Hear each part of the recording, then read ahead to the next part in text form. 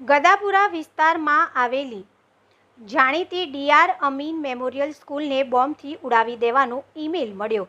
આ ઘટનાની જાણ થતાં પોલીસ દોડી આવી અને શાળા ખાલી કરાવવાની સાથે જ પરિસરમાં સઘન ચેકિંગ હાથ ધરવામાં આવી રહ્યું છે। શાળાના સંચાલકો દ્વારા વાલીઓને મેસેજ કરીને તરત જ બાળકોને ઘરે પરત લઈ જવા માટે જણાવવામાં આવ્યું છે। અત્રે નોંધનીય છે કે આજે સવારે હરણી સ્થિત સિગ્નેસ વર્લ્ડ સ્કૂલને બોમ્બથી ઉડાવી દેવાનો ધમકીભર્યો ઈમેલ મળ્યો હતો, જે બાદ ગણતરીના કલાકોમાં જ વધુ એક શાળાને બોમ્બથી થ્રેટ મળતા ચકચાર મચી જવા પામી છે।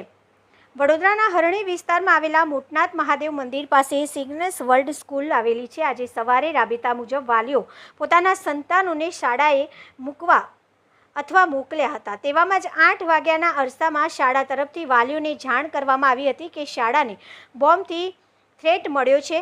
આ વાતથી જાણ થતાં વાલીઓ તુરંત પોતાના સંતાનોને લેવા માટે શાળાએ દોડી આવ્યા હતા।